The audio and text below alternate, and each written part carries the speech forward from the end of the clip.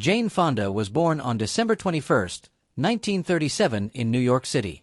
Her full name was Jane Seymour Fonda. Because her dad was the famous actor Henry Fonda, everyone expected Jane to be in the spotlight too. But Jane didn't just ride on her father's fame. Instead, she created her own amazing life full of movie success, fighting for what she believed in, and always being brave enough to stand up to others and even challenge herself. Jane's childhood had both good and tough parts. Her family was talented and successful, but they didn't always show their feelings easily. Jane often felt like she wasn't good enough and felt alone. The hardest thing happened when she was only 12 years old. Her mother, Frances Ford Seymour, died by suicide. This terrible loss affected Jane for the rest of her life. It made her always search for meaning, to feel worthy, and to find her purpose in life. Jane went to fancy schools, including Vassar College. At first, she didn't want to be an actress at all. But then she moved to Paris and later studied acting with a famous teacher named Lee Strasberg at a place called the Actors Studio. That's when she discovered she really loved acting, and it became what she was meant to do. Jane Fonda started making movies in the early 1960s. People quickly noticed her because she was smart, beautiful, and had a special charm. At first, she played glamorous, pretty characters. But Jane wanted more than that. She pushed to play deeper, more interesting roles. Her big breakthrough came with a movie called Barbarella in 1968. It was a science fiction film that made her famous all over the world as a sex symbol. Later, Jane said that experience was both freeing and limiting at the same time. But instead of letting Hollywood control her image, she used her fame to get better, more important roles. The 1970s were Jane Fonda's best years as an actress. She gave amazing performances that proved she was one of the greatest actresses of her time. She played a tired, emotionally hurt prostitute in a movie called Klute in 1971. This role won her first Academy Award and showed everyone how talented she really was. Nobody doubted her abilities anymore. After that, she was unforgettable in Coming Home in 1978, where she played a military wife who goes through an emotional awakening. Then came The China Syndrome in 1979, a tense thriller about politics that showed how much she cared about social problems. These movies didn't just show how versatile she was as an actress, they also reflected how her political beliefs were growing stronger. While she was acting, Jane Fonda also became one of the loudest and most controversial political activists of her time. She was strongly against the Vietnam War and became a major voice in the anti-war movement.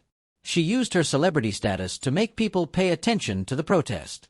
In 1972, she visited North Vietnam. Many people criticized this trip and didn't understand why she went. Because of this, she got the nickname Hanoi Jane, which stuck with her for decades. Years later, Jane said she regretted some parts of that trip, but she still defended her right to protest wars she thought were wrong.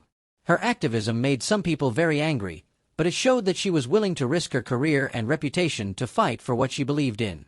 In the 1980s, Jane Fonda changed herself again, but this time through fitness. In 1982, she released Jane Fonda's Workout, which became the best-selling VHS tape ever at that time. It started a huge fitness craze around the world. What could have been just another celebrity product became a cultural phenomenon that empowered millions of people, especially women, to take charge of their health. Her workout empire made her a lot of money, which she later used to support political causes, make films, and help charitable organizations. In the early 1990s, Jane Fonda stopped acting. But she came back to movies in the 2000s with new confidence and a clear sense of who she was. Her later roles, from comedies to dramas, showed an actress who wasn't afraid of getting older or changing. Projects like Grace and Frankie introduced her to young fans who had never seen her before, proving that you can stay relevant at any age. In her later years, she kept fighting for causes with just as much energy as before. She became especially vocal about climate change, even getting arrested during protests in Washington, D.C. After being away from Hollywood for more than 10 years, she made an exciting comeback in 2005. Audiences were thrilled when she came out of retirement to star in the romantic comedy Monster-in-Law. The movie introduced her to a whole new generation of moviegoers and showed that her charm, humor, and powerful screen presence were still as strong as ever. Throughout the 2000s and 2010s, she proved her talent wasn't limited to just one time period. She kept reinventing herself with many memorable performances. Instead of slowing down, she took on many different kinds of roles that showed her depth, maturity, and lasting star power. In Georgia Rule in 2007, she gave a sharp and tough performance that reminded everyone she could still grab attention with emotional power and fearless honesty. Then came Peace, Love, and Misunderstanding in 2011, a film where she mixed warmth, humor, and wisdom. She played a free-spirited grandmother whose beliefs clashed with the younger generation. Her later movies continued to show how versatile she was. In The Butler in 2013, she was part of a big historical drama that covered decades of American political and social change. She brought seriousness to a story based on real events. The next year, in This Is Where I Leave You in 2014, she returned to a more comedic and emotional role. She balanced sharp humor with vulnerable moments in a story about family, loss, and making peace with each other.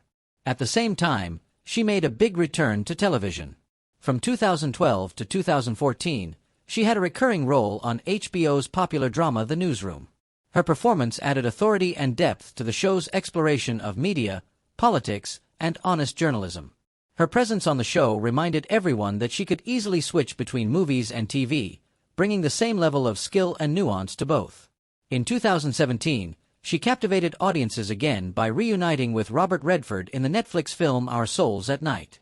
The quiet, tender romance was praised for its emotional restraint and realness. It offered a moving portrayal of companionship and love later in life. Their chemistry on screen, decades after they had worked together before, felt natural and deeply touching. It resonated with viewers all around the world. The next year, she reached a new generation of fans with the hit romantic comedy book club in 2018. The film became a surprise hit, celebrating friendship, self-discovery, and romance among older women. It further cemented her status as a cultural icon who refused to be limited by age. With each project, she continued to challenge what people expected. She proved that passion, relevance, and star power don't fade with time, they can actually grow stronger. Jane Fonda's romantic life has been as dramatic and transformative as the roles she's played in movies. Her first marriage started in 1965 when she married the bold French filmmaker Roger Vadim. He helped shape her early public image as a daring, modern sex symbol. Their union got a lot of media attention, mixing Hollywood glamour with European sophistication. Though the marriage ended in divorce, it gave her something lasting, their daughter, who became a very important and deeply cherished part of Fonda's life. In 1973, Fonda entered a very different time when she married political activist and author Tom Hayden. This relationship showed a turning point in who she was as a person. She became more and more involved with social justice, political causes, and activism. Together they had a son, and for years people saw them as one of the most intellectually and politically engaged couples of their time. But even though they shared the same ideals and ambitions, the marriage eventually ended. This marked another period of emotional change and reinvention for Fonda. Her third marriage to media mogul Ted Turner in 1991 placed her at the crossing point of Hollywood and global business power. As the wife of the cable television tycoon and founder of CNN, Fonda stepped into a world of vast influence and ambition. Though the marriage lasted 10 years, it too ended in divorce in 2001. This reinforced a pattern in her life, the courage to move forward when a chapter no longer helped her personal growth. In later years, Fonda found companionship and romance with record producer Richard Perry. This relationship reflected a calmer, more thoughtful stage of her life. Rather than defining herself by whether she was married or not, she embraced independence, self-awareness, and emotional honesty. Through love, loss, and reinvention, Jane Fonda's relationships tell the story of a woman who wasn't afraid to change, someone who consistently chose authenticity over convention and growth over comfort. At 88 years old, Jane Fonda doesn't feel any need to soften her words or back away from the beliefs that have defined her life. Time, reflection, and survival have given her a rare clarity. And when she talks about John Wayne today, it's not with bitterness, but with unflinching honesty. For decades, their conflict has been reduced to headlines and quick sound bites. But Fonda insists the deeper truth was always about values, power, and the myths America told itself. Fonda has often said that her conflict with Wayne was never personal in the way people thought. "I didn't hate John Wayne as a man," she explains. "I hated what he represented, and I hated how many people confused that representation with truth." To Fonda, Wayne wasn't just a movie star. He was a symbol, representing a rigid masculine nationalism that left no room for disagreement, empathy, or complexity. His Western heroes and war characters showed certainty in a world that, to her, desperately needed questioning. Their most famous clash came during the Vietnam War when Wayne publicly attacked Fonda for her anti-war activism. Even now she remembers his words clearly. "He called me unpatriotic, dangerous, a traitor," she recalls. "And what struck me wasn't the insult. It was the fear behind it." Fonda believes Wayne genuinely feared that questioning authority would tear apart the country he believed in. John Wayne needed America to be simple. Good guys, bad guys, right and wrong, no gray. Fonda has acknowledged that Wayne's views were shaped by his generation and how he was raised, but she refuses to excuse them. "Being a product of your time explains behavior," she says, but it doesn't absolve it. She points out that many artists of their era evolved, listened, and changed. Wayne, in her view, never did. He doubled down. He used his fame to shame anyone who challenged the narrative. Looking back, Fonda says she understands why Wayne saw her as a threat. "I was a woman speaking loudly, unapologetically, and refusing to stay in my place," she says. That scared men like him more than any protest sign. In a Hollywood that had long been dominated by male authority, Fonda's activism shattered expectations. She wasn't just criticizing a war. She was challenging the moral certainty that stars like Wayne had helped sell to millions. Despite everything, Fonda insists she has no regrets. "I paid a price," she admits. "I lost roles. I lost fans.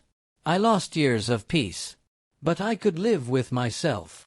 When asked whether Wayne's attacks ever made her doubt herself, she answers simply, "No. If anything, they confirmed I was doing something right." Now in her late 80s, Fonda thinks more about legacy than conflict. She believes history has complicated John Wayne's image in ways that once seemed impossible. "People are finally asking who he was beyond the movies," she says, "and they're realizing heroes can be deeply flawed." That reckoning, she believes, is healthy. America needs fewer myths and more truth. Fonda also acknowledges that time has softened her anger, if not her judgment. "I don't carry rage anymore," she says. "Rage is heavy. Truth is lighter." She hopes future generations will understand that her fight with Wayne was never about ego. "It was about conscience," she explains, "and conscience doesn't retire." In the end, Jane Fonda doesn't seek vindication. She seeks understanding. "John Wayne stood for certainty," she says. "I stood for questioning. History decides which mattered more." At 88, her voice may be quieter, but its resolve remains unshaken. It's proof that speaking truth, even when unpopular, can outlast even the most towering legends.